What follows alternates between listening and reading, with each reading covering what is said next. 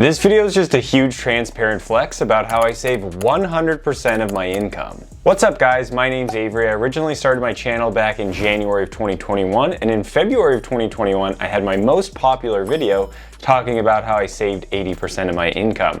And since then, roughly 2 years later, I've gotten the extra 20% and been able to save and invest all of that money. And saving 100% of my income sounds like complete and utter crap, so I will get into how it's actually possible, the things that I did in order to get me there, and I'll be very transparent about the expenses that I have, how much money I actually spend on things, and some tips and tricks for you to be able to start saving and investing a lot of your money so you can build your wealth as well. And if you're new to the channel, I usually like to talk about a lot of broad personal finance topics with more of a focus on investing in real estate, because that's the #1 investment vehicle that has allowed me to save and invest a lot of my money. So if you like money, learning ways to save and invest that money, me being transparent throughout this video, as well as getting free t-shirts from colleges that you didn't attend, like the Ohio State University College of Medicine, then make sure you stick through the end of the video so you can learn how to build your wealth the fast way. And I'd really appreciate it if you'd also tap that like button to help me out for the YouTube algorithm. As I mentioned, the most viewed video that I have on my channel was all about saving 80% of my income, outside of any YouTube Shorts video, purely talking about long form content.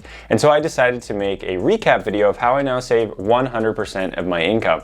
And in that video, and in this video as well, I'm going to go over the 3 main categories of expenses that someone might have and how you can lower those and start saving a lot of your money. And of course, in full transparency, I will talk about my typical expenses that I have in a month and how much money I actually make and my different streams of income and how I'm actually able to save a lot of that money. So the main expenses that people typically have will be your housing, food, as well as your transportation. And right now, housing is crazy. A lot of people's rents are skyrocketing. Housing prices are still unaffordable and interest rates are going up. And because more people are being priced out of the housing market, more and more people are renting, which is making rents go up even more. And it's just this crazy spiral of people not being able to control their housing expense and just losing a lot of money that way. So for me, for my housing, I have a $750 monthly payment, and that comes from a 2-bed, 2-bath, single-family home that I bought back in May of 2021. And now that's only half of the payment, and this includes principal, interest, taxes, as well as the insurance.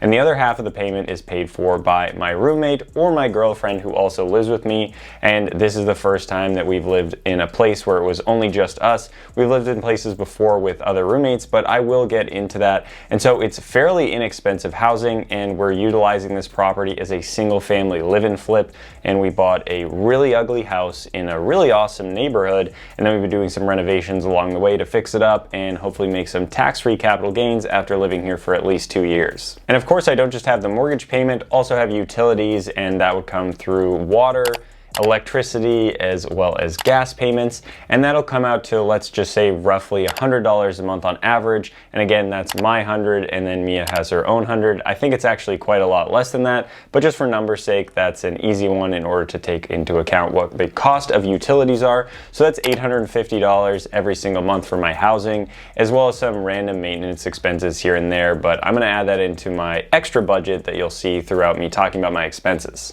The next major expense that a lot of people have, and something that you need to live, would be food. And if you go to the grocery store whatsoever or eat out at all, you'll see that food prices have gone up a lot. Getting groceries seems to be more and more expensive. Things have started to level off a little bit, but things are still way more expensive than they were a year ago. So even though I make a strong amount of income and I theoretically could eat out every single day and afford to pay for that, I choose to not do so because, one, I don't really like eating out. A lot of the food, you don't really know what's in it. It could be a lot less healthy.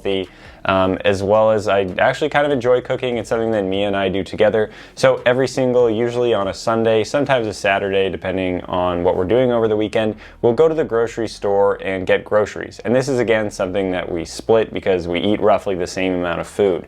So we usually spend somewhere between $85, let's just call it $90 to about $140 every single week that we buy groceries. So every single time I'm going to the grocery store, I am personally spending around $45 to $70, and that can be dependent if we're getting specialty items like a sauce or something new that we don't normally have in the fridge that we're making for a cool meal or something like that. So it can really depend on why it's so much less or so much more every single week. And now I know a lot of people out there talk about getting by with $30 a week with them and their significant other on food, and they go to places like Aldi. I personally don't really like to prescribe to that lifestyle because there's a reason that the stuff is cheap, is because it's not very good, and if you put crap and cheap stuff into your body, it's going to be very expensive for you from a health perspective later on in your life.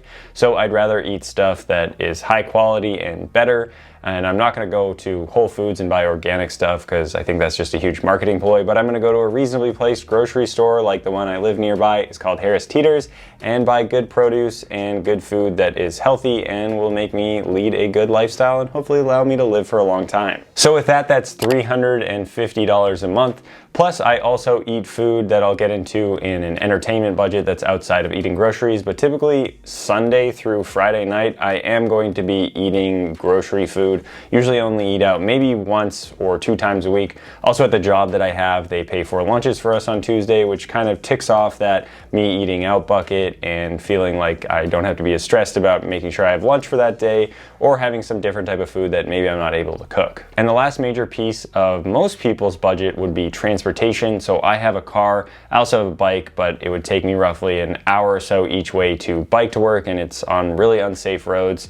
It'd be really cool if the US could adopt more of a European style of transit where biking and walking or just public transit was a lot more accessible rather than having to have a car, but that's a separate topic. So I have a car, it's fully paid off, I don't have a payment, it's a 2016 Mazda, and I also have to pay for gas as well as insurance.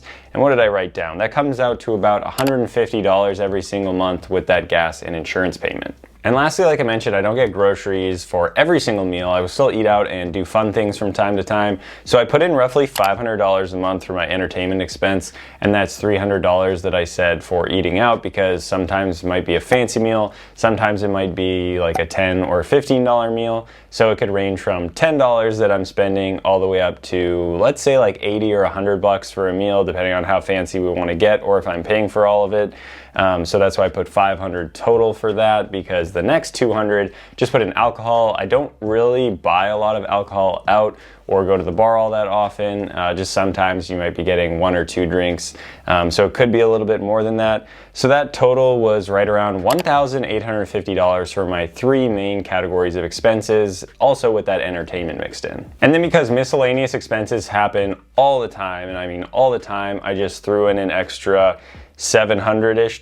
So I say my budget every single month of how much money I spend is about $2,000 to $2,500, because you never know when your car is going to break down or when you need something. Extra expenses, incidentals, whatever that I'm just not capturing right here. A lot of my digital entertainment like Netflix, Hulu, and all that stuff is paid for by some credits from credit cards that I have, so I'm not needing to include that. So right there, we'll just say about $2,500 a month that I have in expenses. So I said I save 100% of my money, and if I'm spending money on things, doesn't really seem possible. And the way that I'm saying I save 100% of my income is because I have a W-2 standard full-time 9-to-5 job, but I also have side hustles like content creation or buying real estate, receiving rental income, also have coaching and mentorship program, and a few other things that will fund my entire lifestyle. And then I can take my entirety of my W-2 income and then save that, as well as invest it into my side hustles or into other things that will allow my money to grow. So my total monthly income will range between $15,000 and $20,000, and that's after expenses as well as after taxes usually. So for my job after taxes, I'm usually getting roughly $7,000 every single month. So I am able to save all of that. So the rest of the money that I get from content creation as well as real estate, I am still able to save a lot of that as well and reinvest it, and I am financially free, which is how I'm able to save 100% of my W-2 job. And now the tips and tricks, and really the main ways that I was able to get here was the very first thing that I did as soon as I got out of school was I was extremely diligent about saving. Obviously, if you want to save a lot of your money, you have to be good at saving money. You can't just spend it all and start throwing it away, going to the bar every single night from Thursday through Sunday, brunch, eating out, all that stuff. You're just gonna have bad habits, you're not gonna save, and you're not gonna be able to build your wealth, which is ultimately the goal here. So the first 2 years, I really focused on savings. This was when I was making $65,000 a year, or roughly like $3,500 a month after all expenses, taxes, and actual take-home pay. And pretty much my week looked like I went to work, I paid for gas when I needed to, I bought groceries, and then on the weekends, sometimes I went out, but not really. And for my entertainment, it was usually library books so that I could learn stuff and really just educate myself on how to be a better person. And obviously library books are free, so it was pretty cheap entertainment. So after a little bit of that, I was able to save up and buy my very first house hack, which is when you can buy a property with a low 3.5% down payment if you're buying a 2 to 4 unit multifamily property. I moved into one unit, rented out the other. I also rented out the extra bedroom that was in the unit that I was living in, and my girlfriend moved in. So I was getting $3,600 a month in rent when my mortgage was $3,300. So I no longer had a housing expense, which allowed me to go from spending $1,100 a month in rent to receiving $300 to live in a house, which is a $1,400 a month difference. Now, this was probably the most major thing that allowed me to start saving a lot of my money. That allowed me to get from around a 50 to 60% savings rate to over 80%, which is why I made that original video and I spoke about a lot of those things. And then a year later, I did the exact same thing, and then that first duplex that I lived in became a full-on rental property. That rental property today cash flows for me over $1,500 every single month. So that's pretty cool. I still have that, and that covers a majority of my expenses that we talked about here. And then the next property added to that covers pretty much the entirety of my expenses. And during that time period, I was still being very diligent about saving, not really eating out. I think we maybe ate out once every single month, but we knew we were stacking away a lot of cash and it was going to help us in the long run. Also, when I was doing a lot of the real estate, I found it a great way to save a bunch of money was do a bunch of the renovations myself. I learned how to do a lot of those, and I still had that same mindset of being very frugal and saving a lot of money when I moved into this property here, which again, single family live-in flip. I do a lot of the renovations, completely got rehabbed my bathroom, and I changed my income from $65,000 up to $90,000. So it wasn't a life-changing difference, but definitely a pretty big difference, and I was able to save a lot more money. But then I had a total mindset shift where instead of just focusing on saving my money and doing everything I could myself, being a real DIY type person, I focused a lot more on increasing my income. So I had the income coming in from my rental properties, I had my job, and then I started content creation. And now content creation is a full-time income for me. I could live off of this if I wanted to, but I don't. I try to reinvest a lot of that money back into the channel in order to get it to grow, as well as my other pages like TikTok and Instagram. And then I have my cushion of having my job on the side, which I also then got a new job more recently, about 4 or 5 months ago. Took my salary from $90,000 to $120,000 for the base. Plus, I also recently bought an Airbnb, and that Airbnb increased my rental real estate portfolio of cash flow up another $2,000. And then also a couple of weeks ago, I recently closed on a new 4-unit building in the area that I live in. So the real moral of the story here is that you can only save as much as you are able to save. You are going to have expenses. Yes, the video is titled How I Save 100% of My Income, and I technically do save 100% of my W-2 job income, but obviously I pay for stuff. I have my housing expense, I pay for food, and I can't really make those any lower. I can knock off some entertainment costs, but those are things that bring joy to my life, and I want to focus on spending on the things that I care about and saving where it matters, like how I saved on my housing, which was a massive difference. And then after I focused on saving on what matters instead of taking away what I care about, I focused on increasing my income, and that's a huge mindset shift because, like I said, you can only decrease your spending as much as you can, but there is really no limit to the amount of money that you can earn. And I think once you start thinking this way and seeing new possibilities of how you can make more and more money, then money just starts being easier, because once you have more cash flow and more things coming in, you can invest more, and once you have more money in investments, it's just easier to do stuff, and you can feel even more confident about potentially taking risks or doing what you want in your life, as well as just doing things that make you feel good or you just feel comfortable about the financial situation that you're in. So if you're still watching, I appreciate that, and surprised if you are. And if you want to learn about house hacking, check out the link in the description below. I have an awesome coaching and mentorship program. I have a handful of people who are in it right now, and it's really exciting stuff. Everyone's holding each other accountable and pushing each other to awesome heights so that they can start saving close to 100% of their income, just like yours truly. So if you guys actually like that video, I'd really appreciate it if you would hit the like button if you haven't already done so, and you can subscribe so you can learn how to build your wealth and fast through real estate and other techniques. And don't forget to check me out on TikTok as well as Instagram. I make a lot of content there too. So thanks again for watching, and more wealth is coming your way.